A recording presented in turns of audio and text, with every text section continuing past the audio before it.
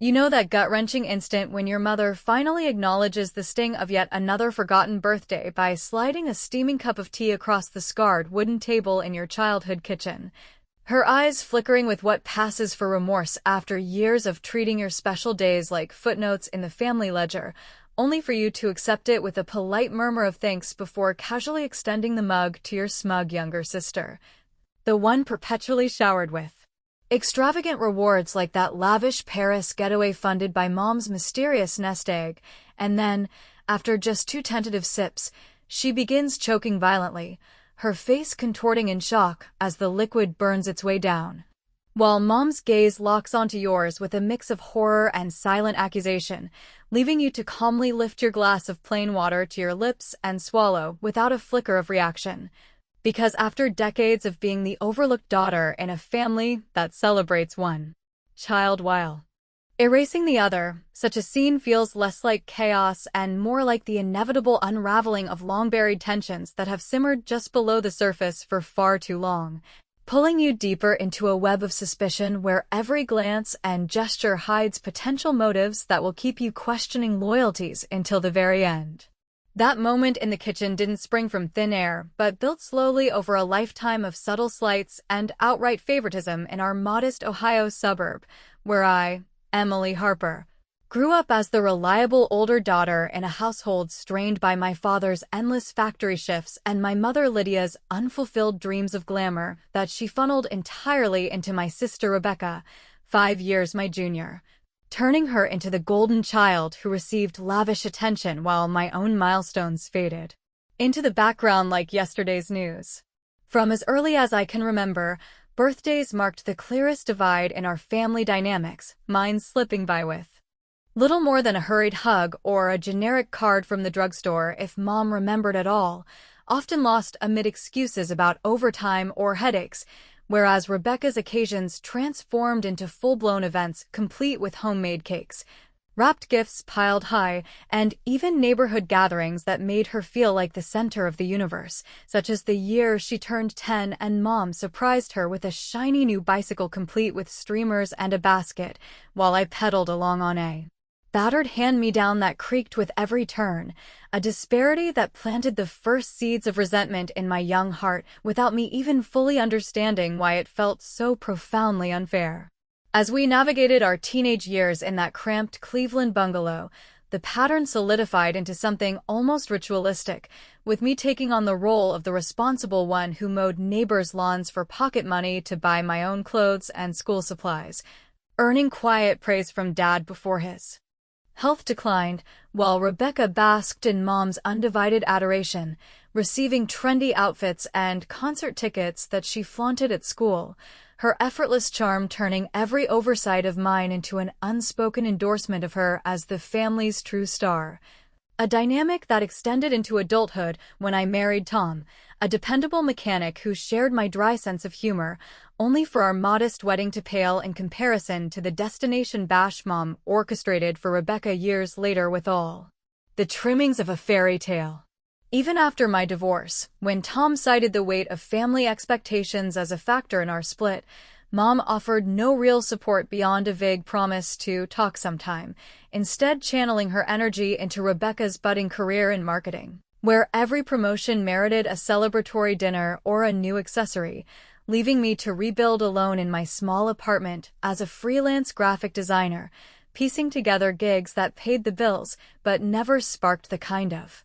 excitement that seemed to follow my sister effortlessly. Last summer, as my 41st birthday approached without so much as a mention from Mom, the accumulated hurts reached a boiling point that prompted my first calculated act of retaliation.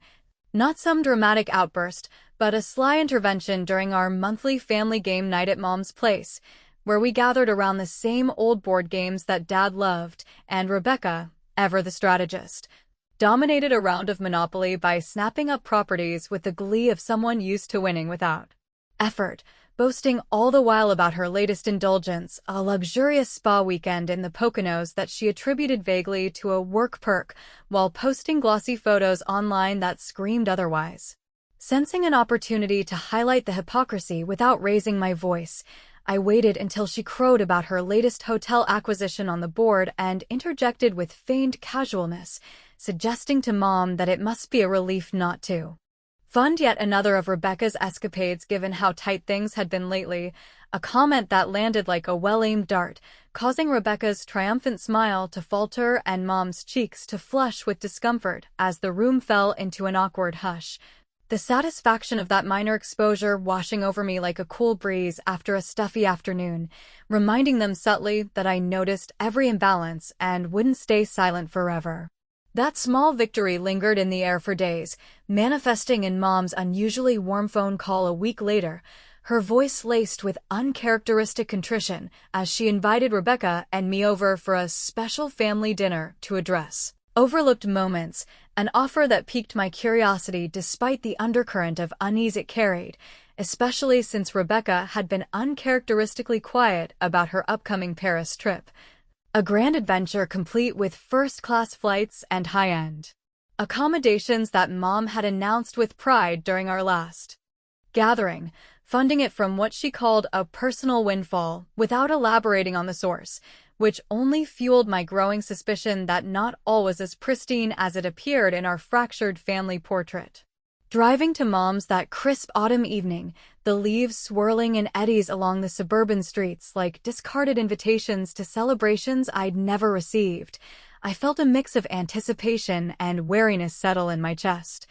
Wondering if this dinner would finally bridge the gap or merely widen it, unaware that the evening would unearth hints of deeper secrets, such as the faded envelope I glimpsed on Mom's side table afterward.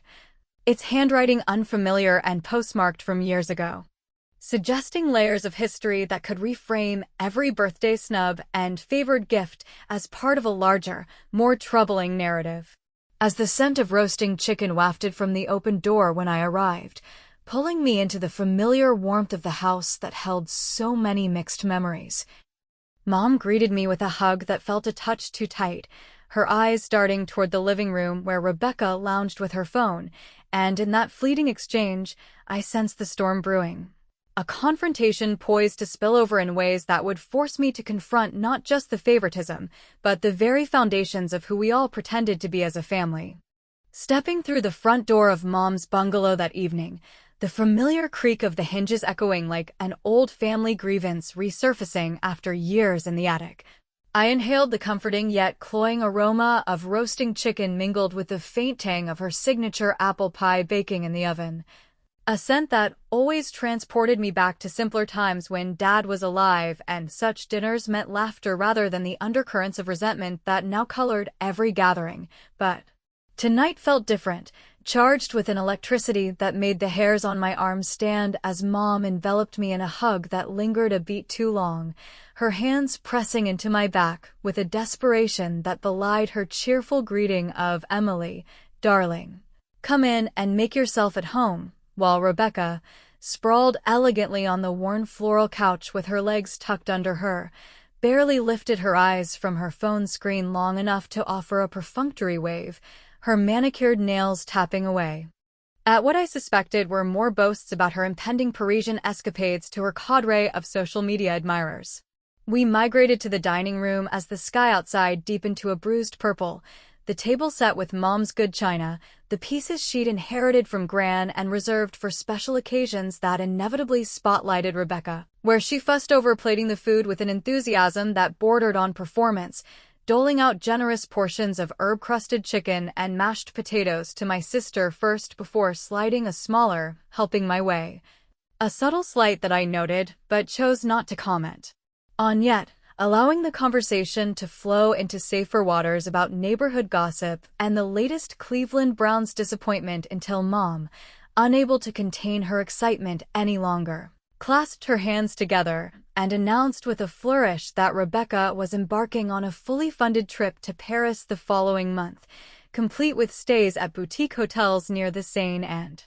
private tours of art galleries that would make any culture vulture envious, her voice swelling with pride as she described it as a well-deserved reward for Rebecca's hard work in her marketing job. Though we all knew such extravagance far exceeded what a mid-level salary could justify without some hidden parental subsidy propping it up. Rebecca lit up like a firework at the praise, launching into vivid details of her itinerary, from dawn strolls through Montmartre to sunset cruises on the river sipping champagne that probably cost more than my entire monthly grocery budget. Her enthusiasm infectious in a way that drew Mom's undivided attention, leaving me to nod along silently while inwardly seething at how this latest largesse echoed the countless other times my own achievements, like landing that steady freelance contract with the local ad agency or navigating my divorce with quiet dignity, received only passing acknowledgement, if any at all, a pattern so ingrained that it felt like an invisible script dictating our family interactions from the earliest days when, as teenagers, I scrimped and saved from my part-time library job to afford a used car for college commutes, while Rebecca received a sleek convertible for her 16th birthday,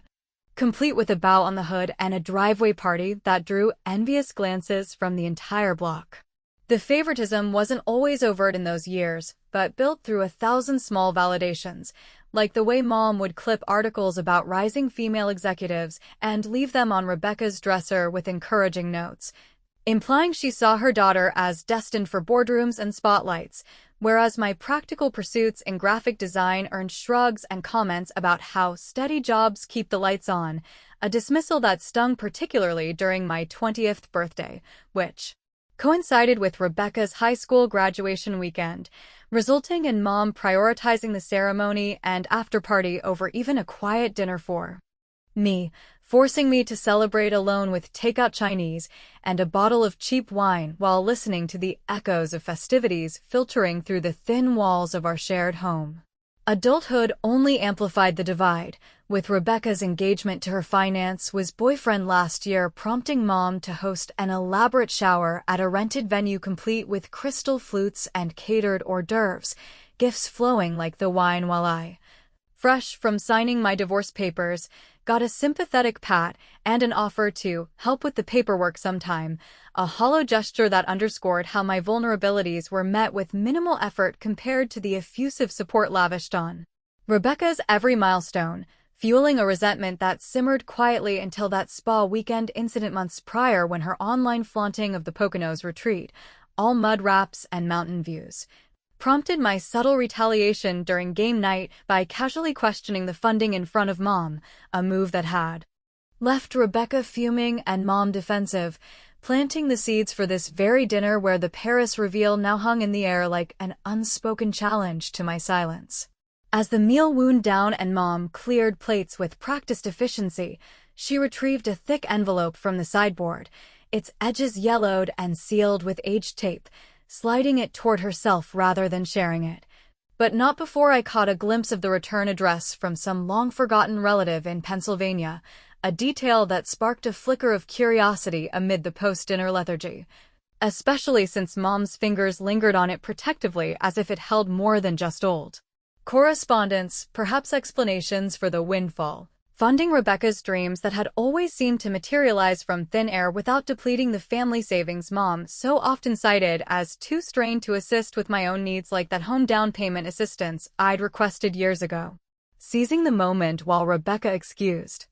herself to freshen up, probably to snap a selfie in the powder room mirror for her followers, I leaned toward Mom and ventured a light probe about the envelope's contents, only for her to brush it off with a vague, just some family history, nothing exciting. Her eyes darting away in a telltale sign of evasion that only heightened my suspicion, reminding me of similar deflections during childhood when I'd ask about the hushed arguments between her and Dad over finances, arguments that seemed to intensify around Rebecca's birthdays and always resulted in her getting what she wanted regardless. My revenge for the evening took shape organically as we reconvened for pie, the warm cinnamon crust flaking under forks while Rebecca resumed her travel monologue, and I interjected with a wry smile, remarking how fortunate she was to have such mysterious benefactors aligning for her adventures, much like that spa trip she'd once claimed was a contest win,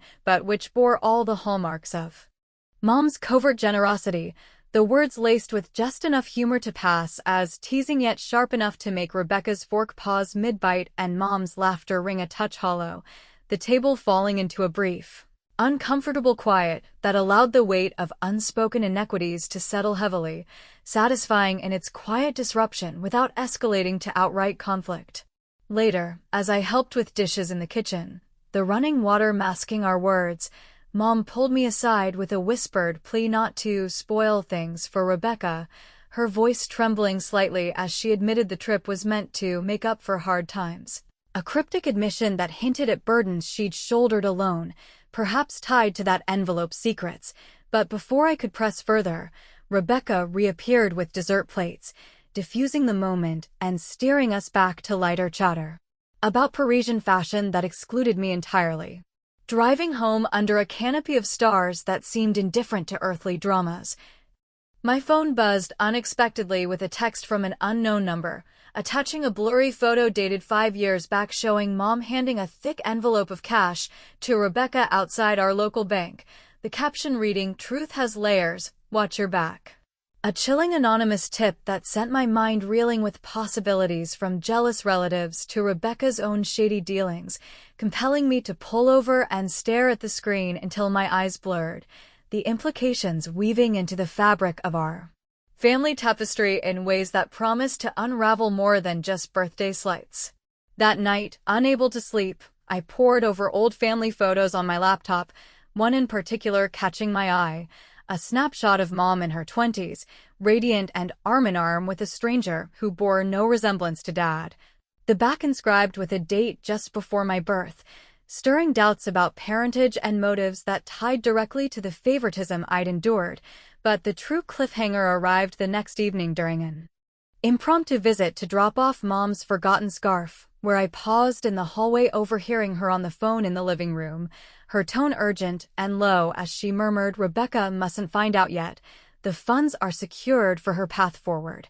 No questions asked," words that confirmed the Paris money as a smokescreen for something deeper, perhaps an inheritance diversion or a covered scandal, leaving me to slip out undetected with my heart pounding and resolve hardening for whatever confrontation loomed at our next inevitable gathering.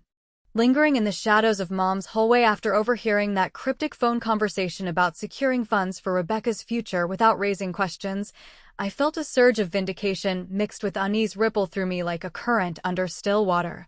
confirming my long-held suspicions that the favoritism extended far beyond birthday oversights into something systematically exclusionary that had shaped my life in ways I was only beginning to unravel, prompting me to retreat silently to my car where the engine's hum masked the racing thoughts about whether this involved diverted inheritance or perhaps a family debt buried deeper than Dad's old workshop tools. A revelation that hardened my determination to expose the inequities without immediately shattering the fragile peace we'd maintained through years of polite pretenses. The following days unfolded in a haze of routine distractions at my design firm, where I immersed myself in client revisions for a corporate brochure that demanded precision and patience, skills I'd honed precisely because no one in my family had ever handed me opportunities on a silver platter like they did for Rebecca. But beneath the professional focus,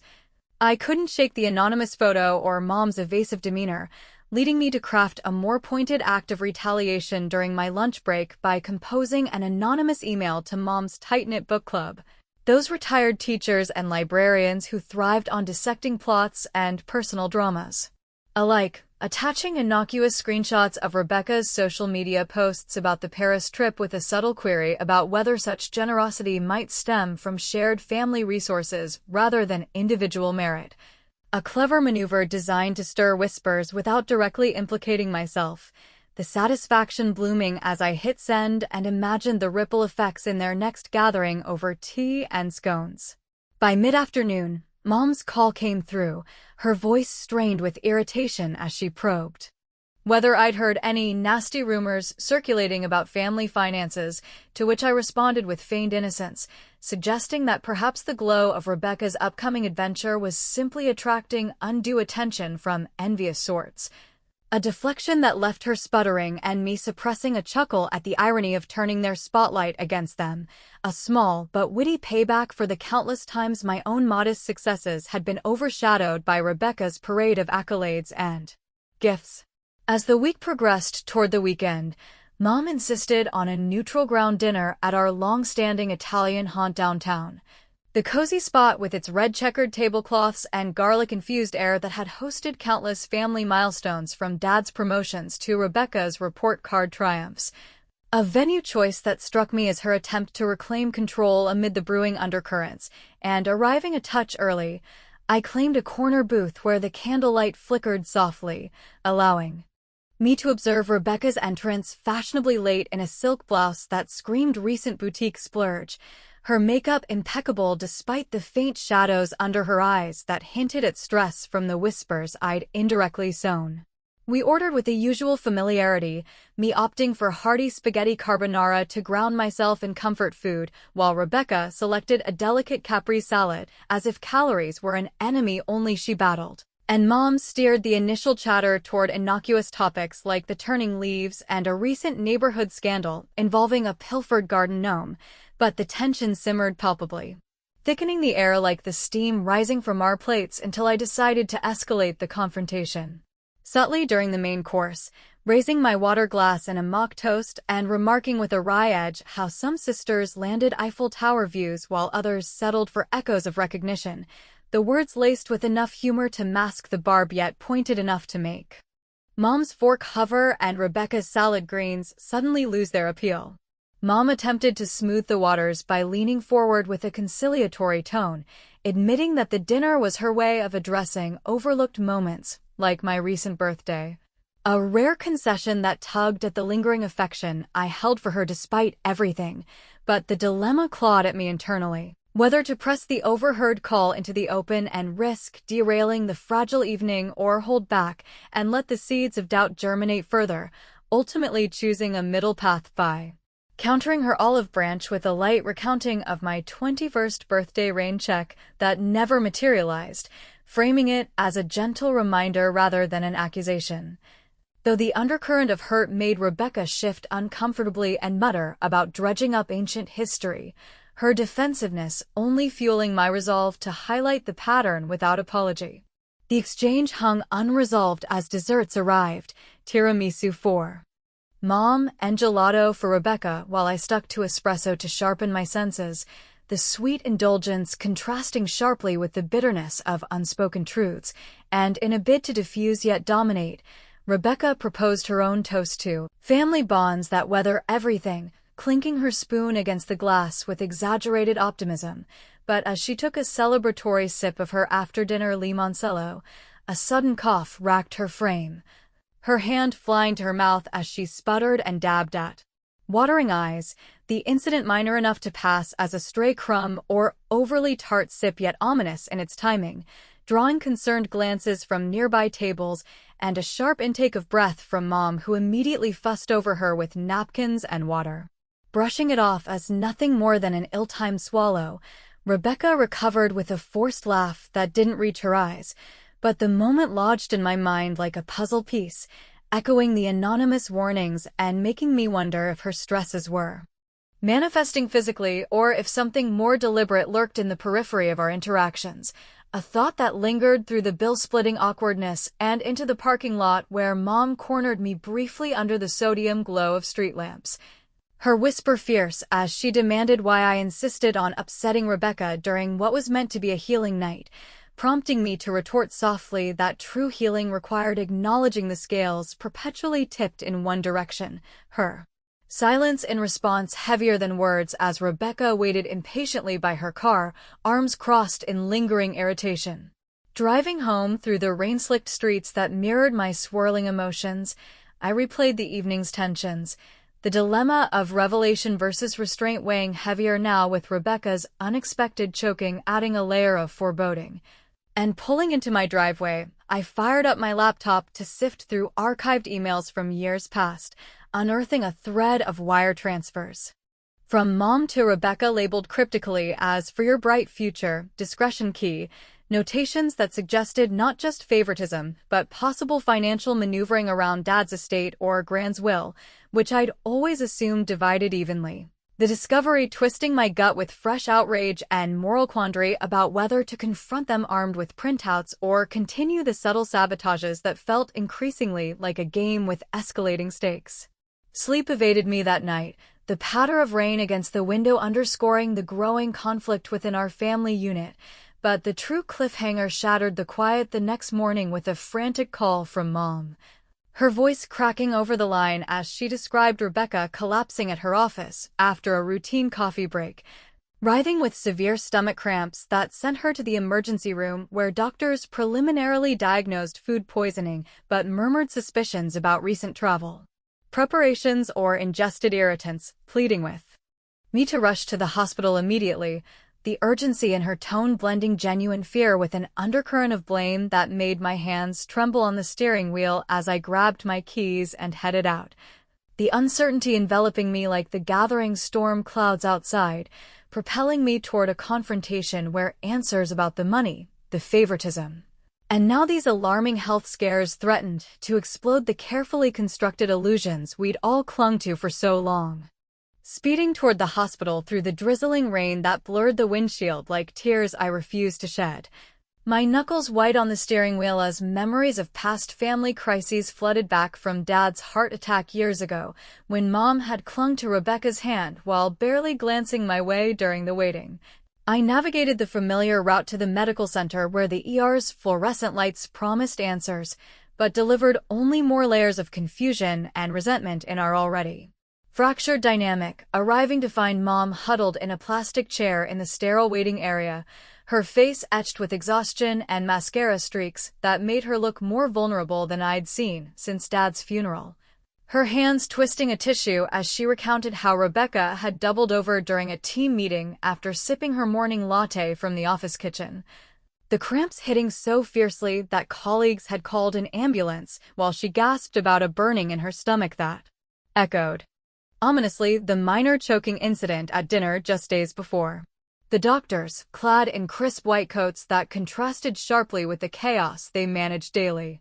emerged periodically with updates suggesting possible food contamination from her takeout lunch or an adverse reaction to some new supplement she'd started for her Paris preparations. But their sidelong glances toward Mom hinted at probing questions about recent stresses or ingested substances that could explain the recurrent episodes, leaving me to sit beside her in uneasy silence broken only by the beeps of monitors and distant cries from other rooms, the air thick with the scent of disinfectant that did little to mask the undercurrent of blame already forming as Mom whispered accusations about how my stirring up old issues at the restaurant might have triggered Rebecca's anxiety, leading to this physical manifestation. Rebecca, when we were finally allowed a brief visit, lay propped up in her bed looking wan and disheveled within 4 dripping fluids into her arm, her usual poise shattered as she weakly complained about the trip potentially being derailed by doctor's orders to avoid travel for a week. A complaint that irked me inwardly given how her health scares always seemed to orbit around her privileges rather than any genuine concern for the family as a whole, and as Mom fussed over adjusting her pillows and fetching water, I seized the momentary privacy when she stepped out for a vending machine run, leaning close to murmur words laced with sisterly concern, but edged with subtle retaliation by suggesting that perhaps the fancy imported teas or creams she'd been sampling for her European adventure were the culprits, adding with a knowing smile that it might be wise to scrutinize those perks more closely lest they invite unwanted scrutiny from authorities like the FDA or even tax auditors sniffing around unexplained luxuries. Her eyes widened in a flash of paranoia that confirmed the hit, her voice hoarse as she demanded what I meant, but I deflected smoothly with a chuckle about how families protect their own secrets best by being thorough, the witty implication that her windfalls might not withstand official eyes planting a seed of doubt that would gnaw at her during recovery.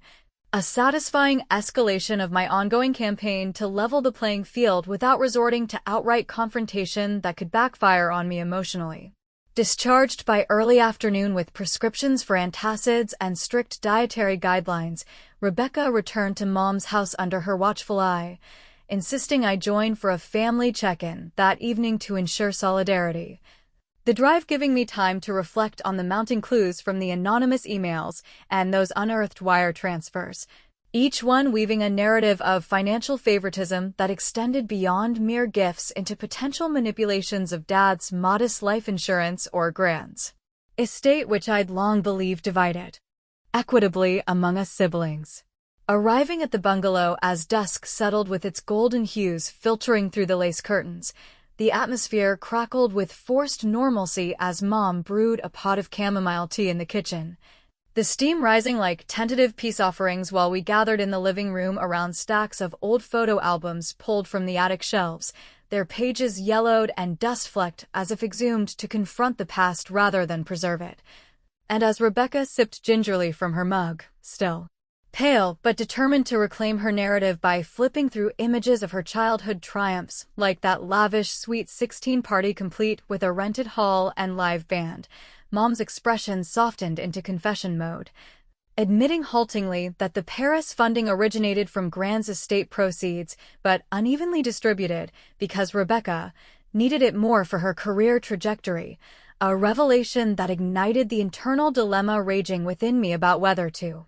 shatter the moment by producing the lawyer's email confirming equal shares or hold back to extract a fuller truth amid the vulnerability. Opting for the former to propel the confrontation forward, I retrieved my phone and displayed the archived document with its clear stipulations of 50-50 splits after taxes, laying it out on the coffee table like evidence in a quiet trial and questioning calmly where the discrepancy arose, whether from Mom's personal savings depleted by years of covert support or something shadier like pawning heirlooms without disclosure.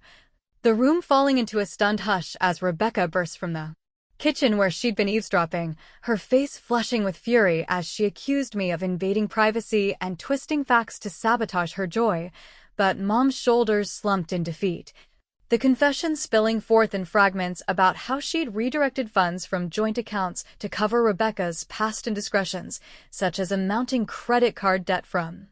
impulsive shopping sprees post her earlier divorce, and even a brief stint of unemployment that she'd hidden to maintain her image of success. The conflict intensified as Rebecca defended the necessity of such interventions, arguing that I, with my stable job and independent streak, had never required the same safety nets because life hadn't thrown her the same curveballs, a justification that cut deep by implying my resilience was a flaw rather than a strength, forcing me to grapple with the moral quandary of whether exposing this further would heal the rift or widen it irreparably, especially as it reframed my overlooked birthdays, not as forgetfulness, but as deliberate withholdings to preserve resources for the favored child. In that charged moment, my revenge manifested cleverly through a measured threat, nodding sympathetically toward Mom while suggesting aloud that if the estate handling was indeed a family protection measure, perhaps looping in Aunt Clara for clarification on the will's intent would safeguard everyone from future misunderstandings, the unspoken promise of forwarding the evidence to our meddlesome relative hanging like a guillotine blade,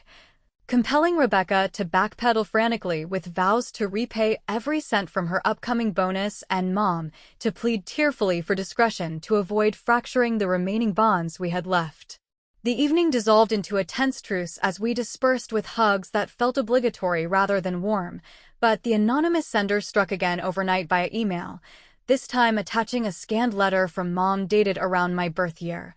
penned to an unidentified recipient about our little secret girl and the imperative to shield her existence from the family to prevent upheaval, a bombshell that twisted my understanding of the favoritism into something profoundly personal, suggesting I might not be Dad's biological daughter and thus the root of Mom's compensatory indulgence toward Rebecca as the undisputed Harper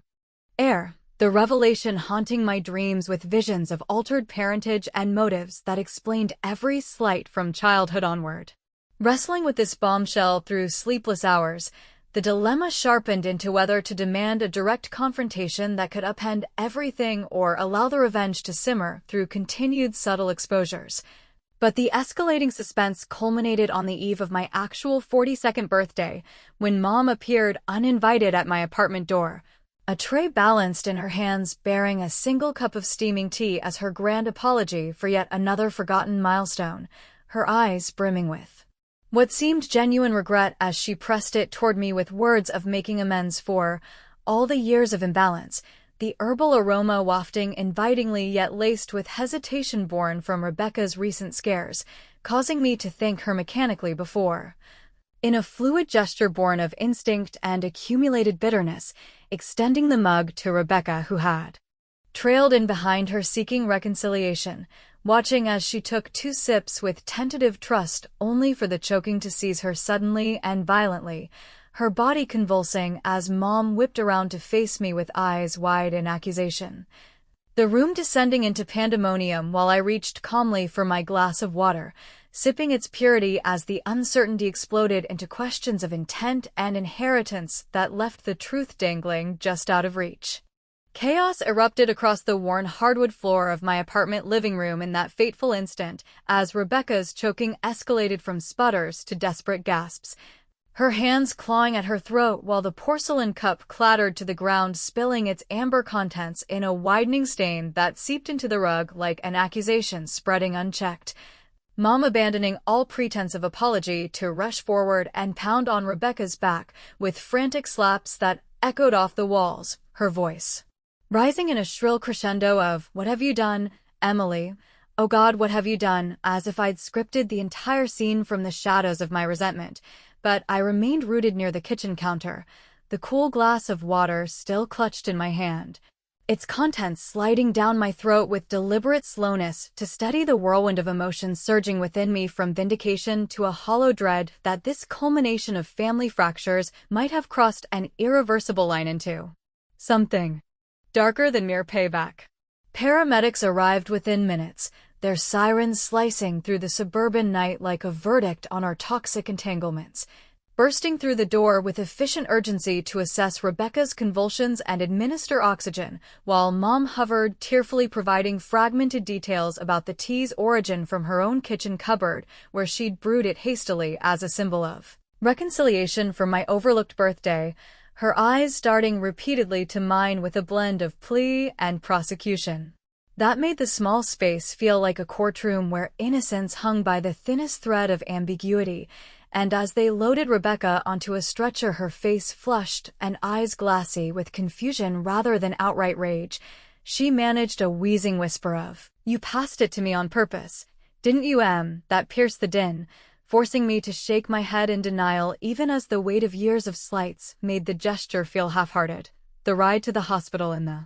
trailing ambulance, a blur of flashing lights and Mom's muttered prayers that intertwined with my racing thoughts about whether the herbal blend had been tampered with unknowingly, or if my casual handover carried the intent of retribution in the eyes of those who knew the depth of my grievances. In the emergency room's harsh glare once more, the cycle of waiting benches and clinical consultations replayed with heightened stakes as doctors conferred over Rebecca's stabilized vitals, their preliminary findings pointing to an acute allergic reaction or possible contamination from an old pesticide residue lingering in Mom's pantry from Dad's long-abandoned gardening supplies, substances she'd stored haphazardly after his passing without a second thought, but the ambiguity lingered in there. Probing questions about recent family tensions and ingested items that cast suspicious shadows over the narrative, prompting a routine police notification for such recurrent incidents, which brought 2 officers to the curtain bay where they took statements with neutral efficiency. Mom crumbling under the pressure to confess snippets about the tea's rushed preparation and the envelope of hidden letters that now seemed irrelevant yet pivotal in explaining the undercurrents driving us to this precipice. As Rebecca drifted in and out of alertness, hooked to monitors that beeped a steady rhythm of survival, the true twists unfurled in fragmented admissions during the lulls. Mom pulling me into a quiet alcove away from prying ears to sob that the favoritism toward Rebecca stemmed not just from superficial preferences, but from a profound guilt tied to my uncertain parentage, revealing through choked words that the letter from the anonymous sender, likely Aunt Clara piecing together old suspicions, detailed how I was conceived during a fleeting affair in her youth before marrying Dad, a secret she'd buried to preserve the family facade, channeling excessive affection and resources into Rebecca as the pure Harper bloodline while subconsciously sidelining me as the interloper whose birthdays evoked reminders of that buried shame. A confession that reframed every forgotten milestone and lavish gift as a warped form of atonement rather than outright rejection. leaving me reeling with a dilemma that tore at my core whether to embrace this fractured truth as closure or wield it as the ultimate revenge by demanding public reckoning that could dismantle the illusions we'd all sustained. Rebecca, regaining enough strength to join the hushed confrontation from her bed, admitted her own petty retaliations in a voice raspy from the ordeal, confessing to once lacing my morning coffee with laxatives during a particularly heated argument over shared holiday duties years back as a juvenile jab at my perceived perfection. A revelation that blurred the lines of culpability further and made my subtle sabotages like the book club emails seem almost tame in comparison, her eyes meeting mine with a mix of defiance and regret that humanized her entitlement for the first time, suggesting the poison in our family ran deeper than any single cup. Woven through generations of unaddressed secrets from Mom's hidden letters to the diverted estate funds used to prop up Rebecca's lifestyle at the expense of equity. Hours stretched into the early morning with police assurances that no charges would stick without concrete evidence of intent. Their departure leaving us in a fragile huddle where Mom proposed tearful vows of family therapy and transparent finances to rebuild from the ashes, promises that rang with sincerity yet carried the echo of past hollow apologies. And as dawn crept through the hospital windows casting long shadows over our exhausted forms, I reflected on the arc of my revenges from witty jabs at game night to this climactic deflection of the tea, each one a clever thread in the tapestry of retaliation that satisfied the immediate itch of injustice, but ultimately exposed the hollowness of such cycles, the moral quandary intensifying as viewers of this unraveling tale might judge my choices too vengeful or justified given the scales so long tipped against me. Discharged by mid-morning with Rebecca on strict monitoring and Mom insisting on a collective return to her house for recovery, the drive back unfolded in strained silence broken only by the hum of tires on wet pavement. But the ambiguity clung persistently like morning mist, questions lingering about whether the choking was a tragic accident born of neglectful storage or a subconscious sabotage from Mom's guilt-ridden hands, or even if my passing of the cup carried an undercurrent of deliberate malice born from decades of simmering bitterness that I'd never fully acknowledged until that water sip sealed the moment with deceptive calm. Families forged in such molds of favoritism and concealed truths often leave survivors pondering the nature of their bonds long after the crises fade, wondering if the real toxin was the unspoken resentments we'd all ingested over years of uneven celebrations and quiet exclusions. A thought-provoking void where answers dissolve into what-ifs about inherited poisons and the elusive line between revenge and redemption, compelling one to question whether sipping from the family well ever yields anything but echoes of the past in an endless, unanswered loop.